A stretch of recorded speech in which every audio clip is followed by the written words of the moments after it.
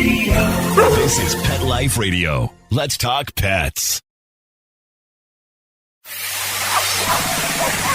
It's Oh Behave with Arden Moore, the show that teaches you how to have harmony in the household with your pets.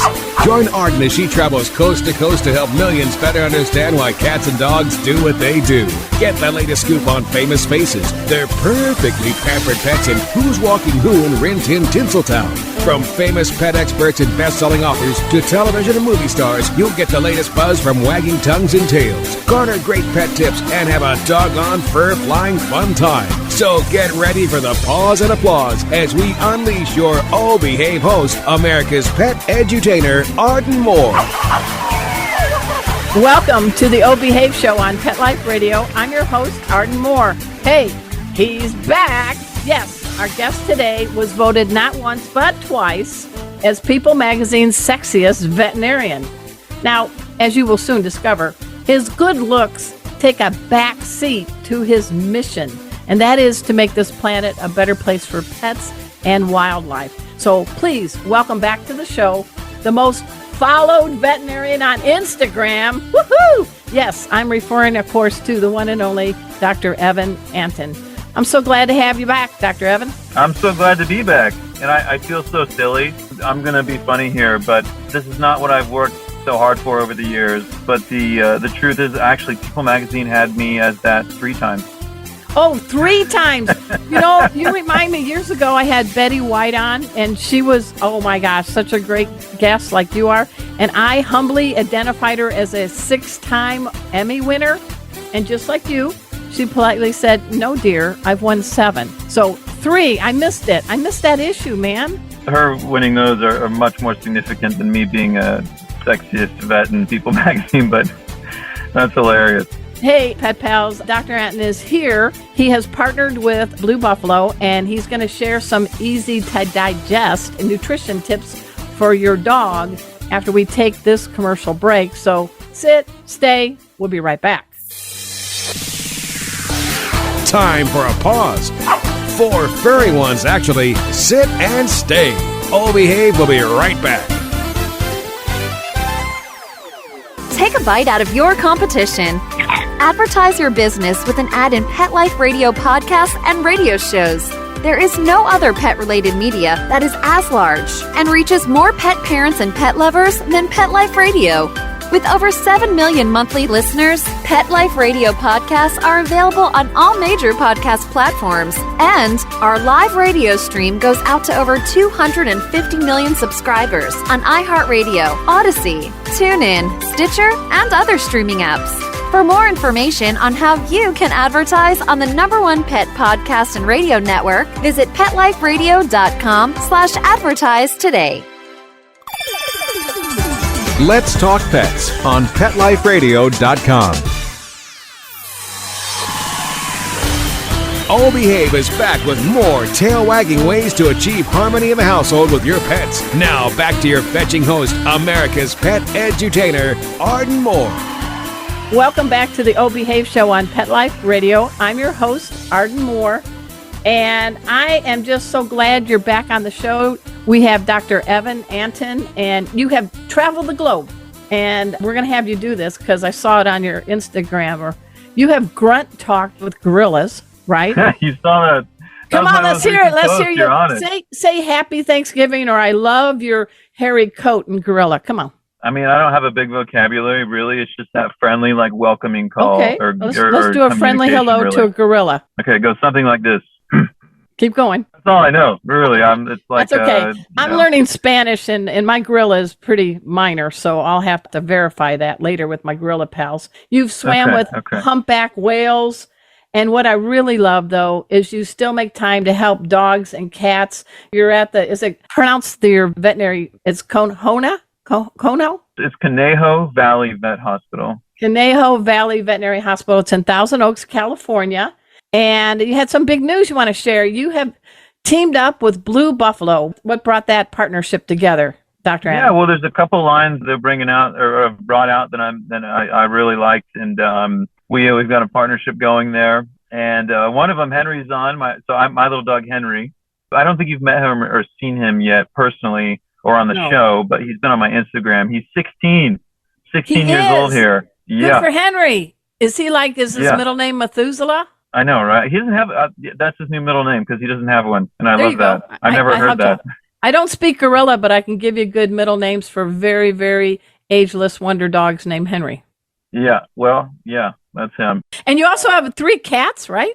Yes. 3 cats now. I got a cat just this year, and that makes 3. So I've got a little 1-year-old, an 8-year-old, and a 16, almost 17-year-old. Is that Willie? That's Willie. You know. Oh, come on. Did I do my homework or what? Did I? Yeah. Oh, yeah. I saw you with, I think it was Willie. It's some buff cat that's on your shoulders while you're being Mr. Woodworker. That was Willie. That was you're exactly right. Yep. I am not stalking you, Dr. Antin. I am not stalking you. I promise. Hey, I posted. It's fair game.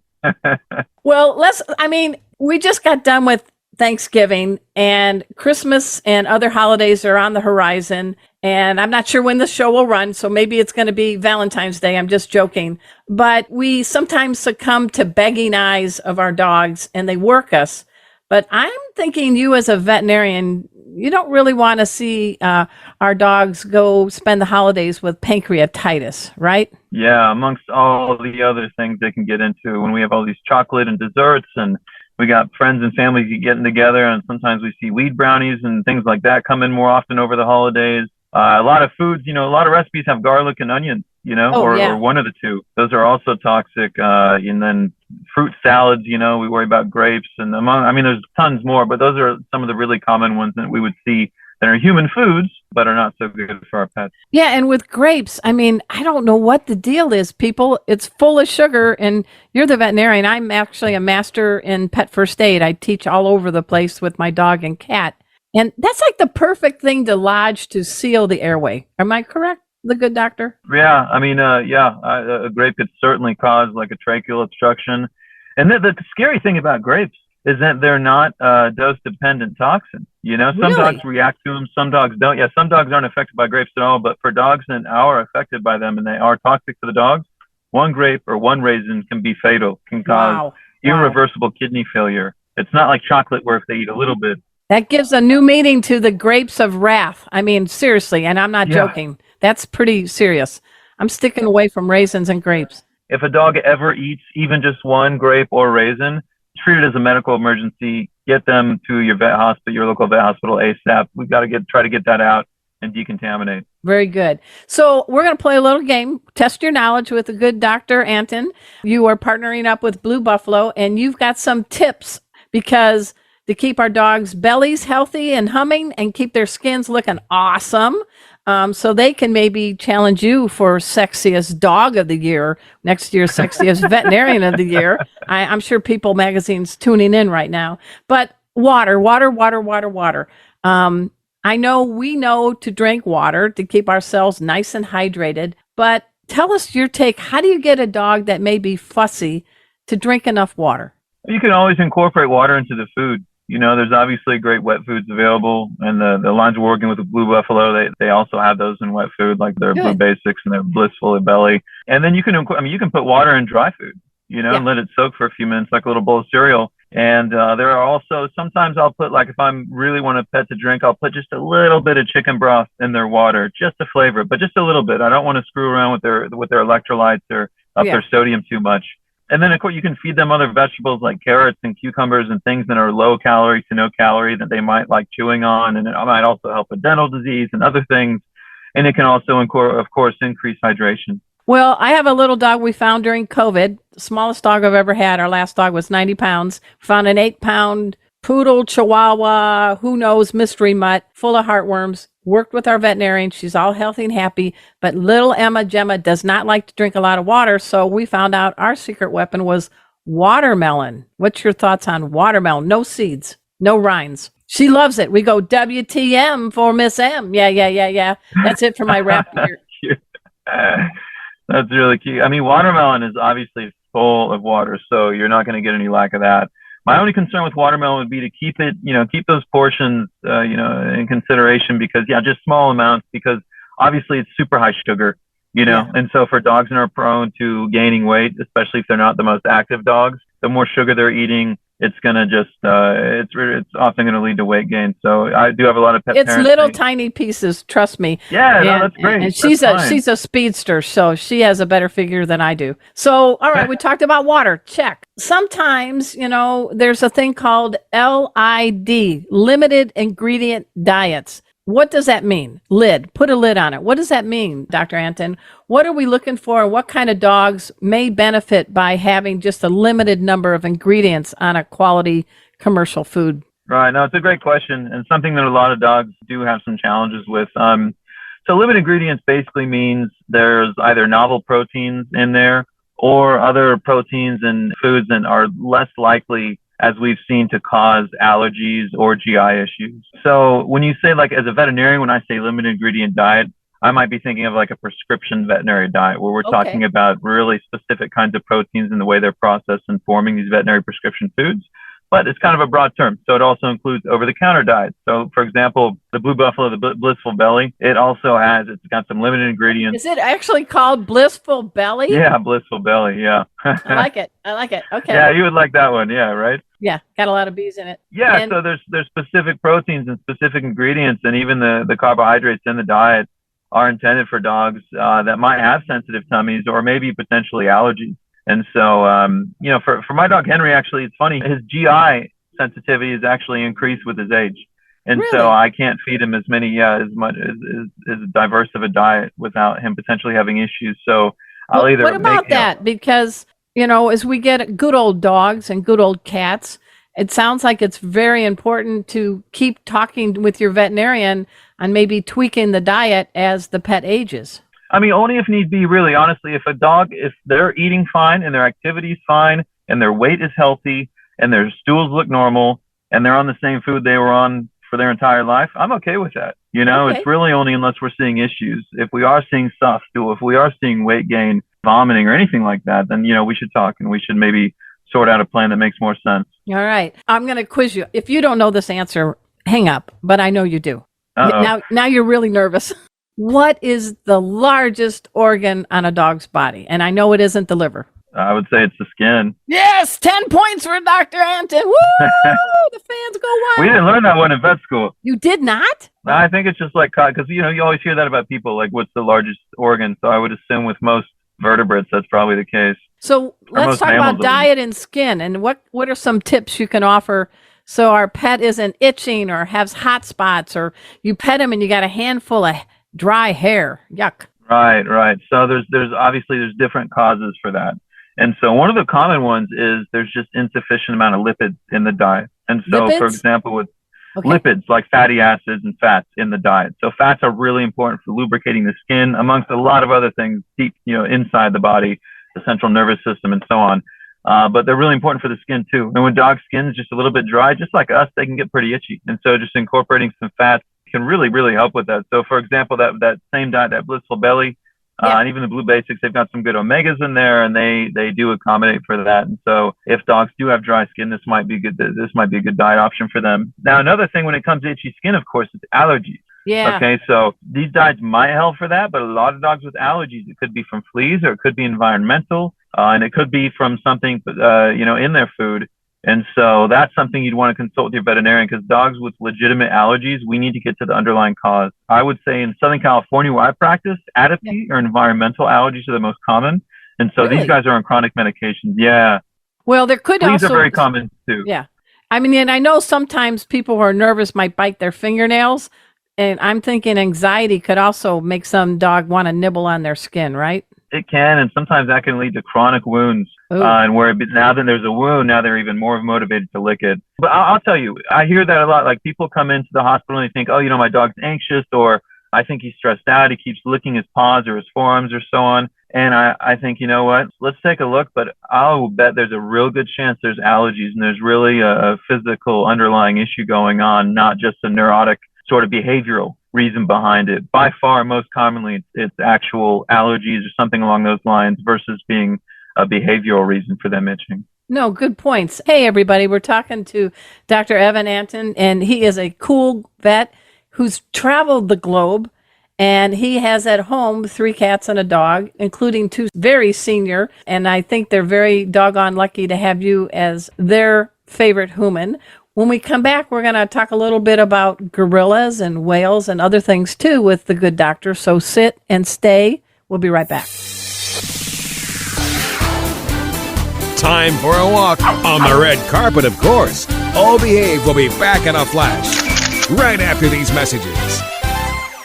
Pet Life Radio, the #1 pet radio network on the planet, joins forces with iHeartRadio to put the power of your pets in your pocket. Awesome! Download the iHeartRadio app and rock Pet Life Radio on your phone, on your tablet, on your Xbox, in your car. Pet talk, pet tunes, and fun pet times. Pet Life Radio and iHeartRadio. Positively Possum. Let's talk pets Let's talk pets on Pet Life Radio. Pet Life Radio. PetLifeRadio.com. Hey everybody, this is Stephen Weber reminding you to always listen to Arden Moore on Oh Behave, the best show on Pet Life Radio. We're back from the lot. Just checked the paper and we had a record showing at the box. The letterbox, that is. Now back to Oh Behave. Here's Arden. Welcome back to the O Behave Show on Pet Life Radio. I'm your host, Arden Moore. He is in a parked car outside his veterinary clinic in Thousand Oaks, California, to be able to do this interview with us. And you're only the second guest since 2007, Evan, to be in a car doing a radio show with me at the same time. Oh, man, it's been 15 years. It's been 15 years. We had to break that record. So the other one was Weber. Wasn't he the guy with the Wings show and he plays criminals and all that? And he's an actor and he was sounding really frantic. And we were on Skype back then. That's really old. And I say, well, what's going on, man? And he goes, well, I'm in outside a parking lot at CVS. I'm supposed to pick up some honeydews for my wife. So see, you're in good company. There you go. So That's I want to find out. I forgot about Skype. Yeah, me too. And I want to find out how a guy from Kansas City, go Chiefs, can ends up becoming a veterinarian who wants to travel around the world and help all kinds of critters and not just your typical pets. So how did you get from Kansas City to all around the world? You know, honestly, that was wanting to go around the world and see these animals has been something I've been passionate about. I just happened to grow up in Kansas City. And I would just go in my backyard. You know, I mean, I grew up in Overland Park, Kansas. It's just outside of Kansas City. Home of the NCAA headquarters. See, I'm an ex-sports writer. Go for it. Wow. Okay. And we had a creek in our backyard. And so I was always going out looking for snakes and turtles and crawdads and insects and frogs and whatever I could find. And honestly, I'm pretty much the same person I was when I was 3 or 4 years old. Nice. But now I just do it instead of my backyard. I do it around the world. And one of the reasons I wanted to become a vet was because I wanted to give back to the wildlife, and it's brought me so much joy over the years. You know, I want to be able to return the favor and kind of help them out. And then, of course, I've always had pets. I've never not lived with pets, multiple pets in my life ever since I've been born. I like that. I love working with pets too, of course. And the human animal bond is super important to me. So you were on the show Evan Goes Wild on Animal Planet, and that really launched your career too. But somehow you managed to still maintain being a veterinarian in practice in Thousand Oaks. I mean, that had to be a pretty big time juggle act, right? Because you're in Tahiti, and then you're in Zimbabwe, and then you got to go to Thousand Oaks. Yeah. That had to be a crazy time. It is tough. So like the first 5 or 6 years, I was full-time at the hospital 5 days a week, and they're long days. You know, we're 24/7. We see emergencies. My first year I was doing overnights. I mean, it's pretty full on, medicine. But as other projects were kind of picking up and more traveling was happening, I had to start going part-time to the hospital. And so, I mean, there's times like when you were talking about the swimming with the humpback whales, that was for my Animal Planet show, Evan Goes Wild. Yeah. And we filmed that whole season in 3 months, and every episode is a week in a different country. So we were gone like the whole time. So I wasn't in the practice for months. So that was in Tahiti. Name some other places that you were in that short time. Yeah, Philippines, Kenya, Nepal, Sri Lanka, Peru, Yucatan Peninsula in Mexico. I hope you got souvenirs for Henry and Willie when you came back. Yeah, right. Oh, yeah. All kinds of good stuff. So we know we're going to state the obvious too. I mean, good, bad, what's your take? Being 3 times named Sexiest Veterinarian. I don't know. I mean, I guess you're never, plenty of people start conversations with you, but what's the good and bad of that? I think overall, honestly, it's been a positive thing. I'll be honest. When I first was contacted by people and they wanted to put me in the first time, Yeah. I was a little hesitant, and I was thinking, you know what, like something that's very important to me is being taken seriously by my colleagues in the veterinary field, you know, and I didn't want it, like I wasn't becoming a vet or even doing the things out in the field to be sexy, anything. Like I was more inspired by like Steve Irwin and getting out in the bush and being a wild guy. I loved him. He was so good. Oh, no, ditto. But I thought, you know what, this is something that can shed some light on what I do. And then I can kind of take it from there. And honestly, it's been really positive overall. I mean, there's some people that might have preconceived notions about who I am as a person, but you know, I think you're all right, man. That's their problem. It's fine with me. And most people tell me, oh, I thought you were going to be a jerk or full of yourself, but you're cool. It's good. So it's really been a positive thing, honestly. I'm really, really thankful for it. I'm glad. And, you know, there's always been the joke about 6 degrees of separation with Kevin Bacon. But I know people have confused you with Superman, the one of many Superman, Henry Cavill. But isn't it time that Henry Cavill gets confused with Dr. Evan Antin? Oh, man, that'll be the day. Come on. What do you think? Have you ever met him? No, I've not met him. People think I'm him all the time, though. Like one time I had paparazzi like photographing me, like when I was like at a lunch date kind of a thing. Yeah. And they thought I was him, but like people always think I'm him. He's not a bad guy, but I'm on Team Evan. Is that all right? Hey, I'll take it. All right. Hey, he's a Chiefs fan, though. Did you see that? He's always wearing the Kansas City Chiefs hat. I was like, that's pretty cool. I think he's got a little Dr. Evan envy. I think he's kind of like your number one fan. I think we could research that a little bit more. Yeah, let me know what you find on that. All right. I used to be an investigative reporter for something called Daily Newspapers, so I'll do my job. Okay. I'm expecting some good stuff then. Hey, Instagram, 1.3 million, right? And counting? Okay. On Instagram, yes. Any tips for those people trying to get in your stratosphere? Oh, I don't know about tips for that, but no, I mean, I listen. I appreciate people that follow my work big time. Like honestly, it really means a lot. It's been really a blessing. So just big thank yous to all those people. Well, there are some things you got to protect your privacy too a little bit. But I was laughing because I saw you did a post and it looked like a fuzzy picture with what you're wearing now, your hat backwards, and there were like just 5,400 people just clicked a like on it. I'm like, really? It's a fuzzy picture. It's not even an audio. So you have some people that are very loyal. Very, very loyal. I appreciate them. What would be something that surprises people about you? I mean, are you really a woodworker, or did you and Willie just hang out sanding wood in your basement or something? Yeah, right. No, that's a new hobby, or I should say obsession, that I've acquired over the last few years, or I guess it's been like a little over 2 years. So I got a big table saw in the middle of 2020 for a little project I wanted to do, and it just took off, and I've just been fully obsessed. I've built a bunch of furniture in my own house, and I really, really love it. Really? Nice. You weren't into crocheting during COVID? I was too busy in the shop. But you know, it's funny you say that, because I actually, like, at some point, I would not be surprised if I get myself a sewing machine, because I'd love to be able to do my own upholstery for my furniture. So then people are going to confuse you with Betsy Ross. I don't know it, Dr. Evan. You're a man of many. You're a Renaissance man, I think.